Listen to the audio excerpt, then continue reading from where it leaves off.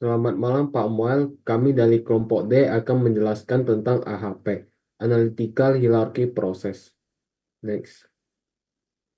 Ini anggota kelompok kami. Yang pertama ada Nurul Ajiza, kedua ada Muhammad Rizky, yang ketiga ada Dwiki Andika, dan yang terakhir ada saya sendiri, Willy. Next. AHP adalah sebuah model pendukung keputusan yang dikembangkan oleh Thomas L. Sapi. Metode ini dirancang untuk menyederhanakan permasalahan yang melibatkan berbagai faktor atau kriteria yang kompleks dengan menyusunnya ke dalam bentuk hierarki. Dengan pendekatan hierarki, permasalahan yang kompleks dapat dibagi menjadi kelompok-kelompok yang lebih kecil dan disusun secara sistematis sehingga memberikan struktur yang lebih jelas dan terorganisir. Next. Ini adalah basic konsep dari AHP. Metode ini memungkinkan untuk pengambilan keputusan untuk yang pertama, mengurangi masalah kompleks menjadi hierarki yang terdiri dari tujuan, kriteria, subkriteria, dan alternatif. Yang kedua yaitu melakukan perbandingan berpasangan antara elemen-elemen dalam setiap tingkatan hierarki untuk menentukan tingkat kepentingan relatif mereka. Dan yang terakhir adalah menggabungkan hasil perbandingan tersebut untuk menghitung prioritas akhir bagi setiap alternatif. Tahapannya itu sendiri di dalam AHP, yang pertama yaitu mendefinisikan masalah dan tujuan, yang kedua membangun hierarki, yang ketiga melakukan perbandingan berpasangan, yang keempat menghitung bobot relatif, yang kelima menggabungkan prioritas, yang keenam yaitu menganalisis konsistensi, yang ketujuh membuat keputusan.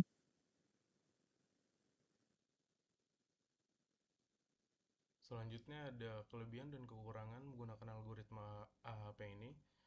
Yang pertama kelebihannya itu ada struktur yang jelas, yaitu memecah masalah kompleks menjadi hierarki yang mudah dipahami. Yang kedua ada kuantifikasi preferensi, yaitu mengubah preferensi subjektif menjadi nilai numerik. Yang ketiga ada fleksibilitas. Teknik ini sendiri bisa diterapkan di berbagai macam bidang. Lalu kekurangannya, subjektivitas tinggi, bergantung pada nilai manusia, sehingga hasilnya bisa bias jika input tidak konsisten. Yang kedua ada kompleksitas dengan alternatif banyak, yaitu semakin banyak alternatif, semakin rumit proses perhitungannya. Yang ketiga ada kesulitan konsistensi. Konsistensi dalam penilaian sering sulit dipertahankan, terutama untuk masalah yang kriterianya banyak.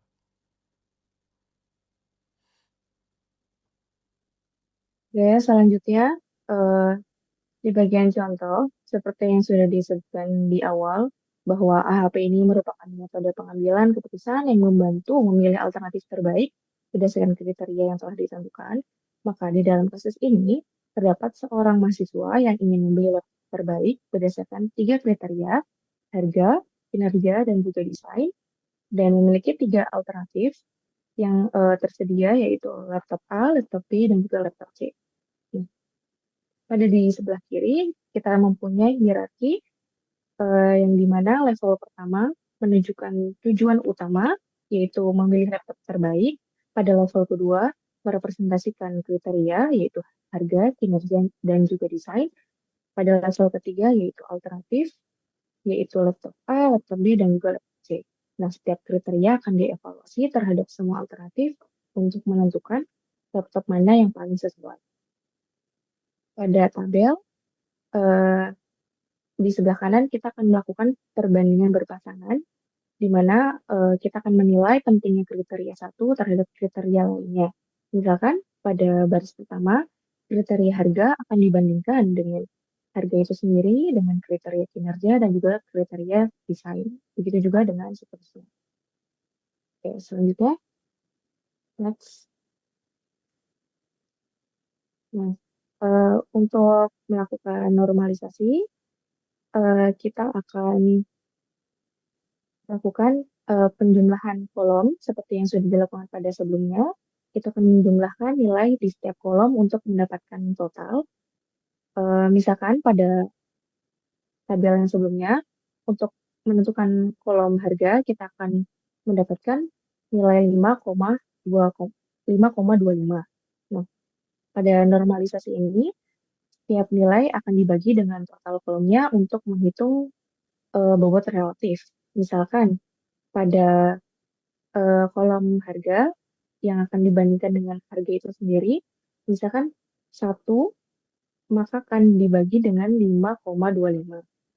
Next. Next.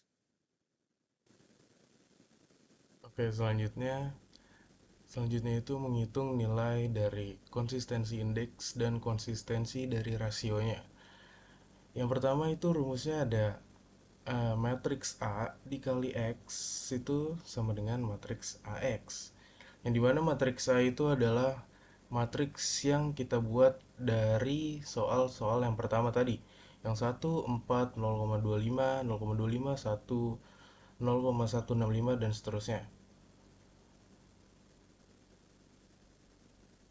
Ya, ini dari matriks yang tadi itu dibuat dari sini. Oke, kembali. Oke, selanjutnya itu X. X itu sendiri didapatkan ketika kita sudah mendapatkan bobotnya atau weightnya. Selanjutnya itu kita cari lambda. Cara mencari lambda itu tinggal dipindah ruas dari ruas kanan ke kiri.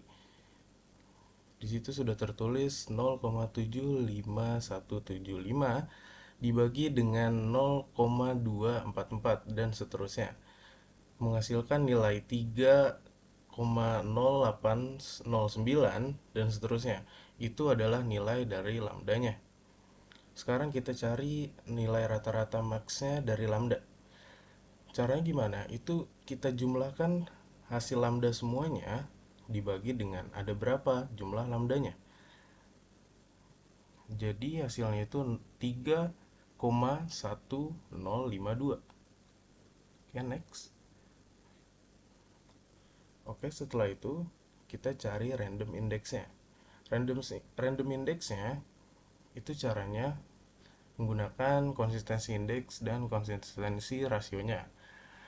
Yang pertama, tadi karena kita sudah dapat nilai lambdanya, yaitu 3,1052, itu rumusnya lambda dikurang dengan kriteria dibagi kriteria dikurang 1. Jadi bagi yang belum tahu, N itu apa? N itu sama dengan kriteria.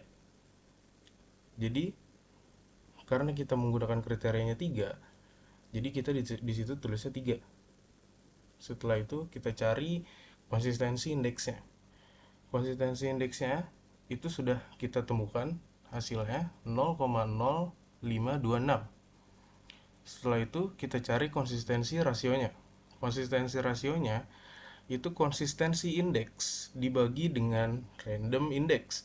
Random indexnya itu dapat dari mana? 0,58. Itu dapat dari matriks yang sudah kita cari, yang sudah kita dapatkan. Tadi kita dapatnya matriks 3 kali 3, berarti kita menggunakan 0,58. Bisa juga dari lihat kriteria yang kita gunakan. Itu ada berapa kriteria.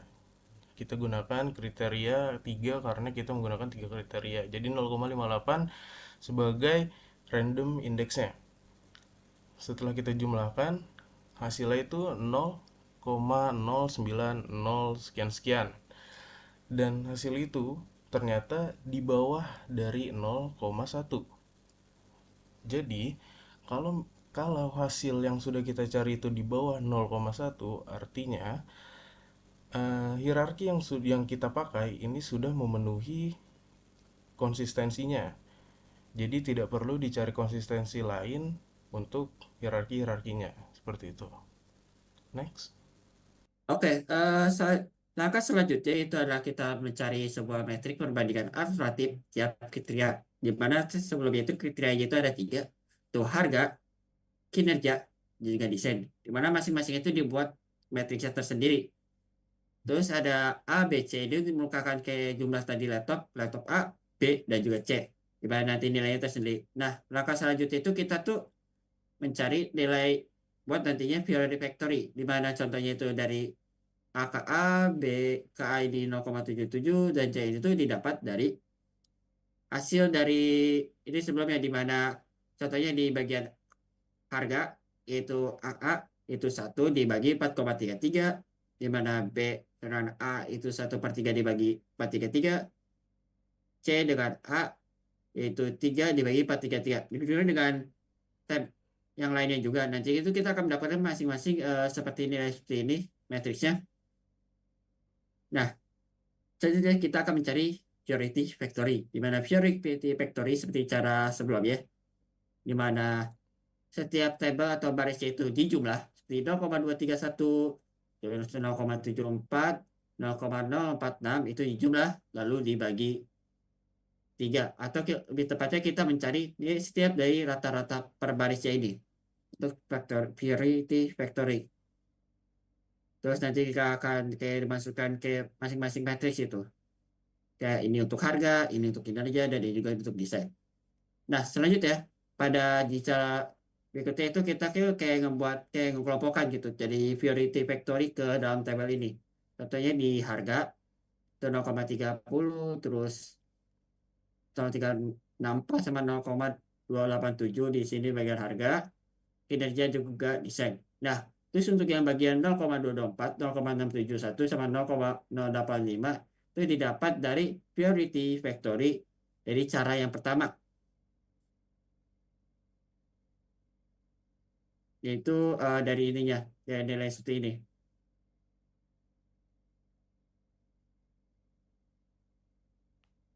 Setelah itu,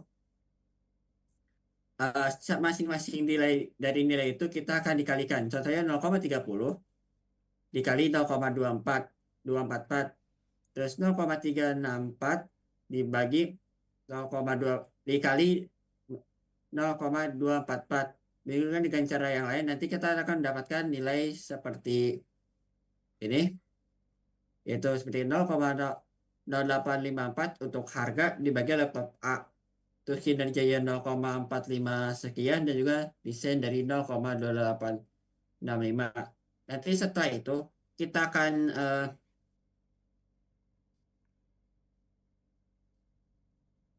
setelah itu kita akan jumlahkan totalnya ini. Semuanya contohnya 0,854 ditambah dengan kinerjanya tambah dengan desainnya. Jadi setiap baris itu kita akan jumlah untuk mencari nilai ranking. Di mana nantinya itu dengan jenis laptop dengan atau alternatif dengan total yang paling tinggi itu akan kita pilih sebagai pilihan yang terbaik. Dan jika kita lihat dari tabel ini, maka terpilihlah alternatif A. Kenapa? Ya karena pada totalnya ini dia paling besar daripada alternatif lain, yaitu 0,562532. Terus dibandingkan dengan yang B, yaitu 0,2 sekian, dan juga yang C yang paling kecil, yaitu 0,097 sekian. Oke, itu sekian dari kami. Maafkan atas kami atas kesalahan sebelumnya. Terima kasih.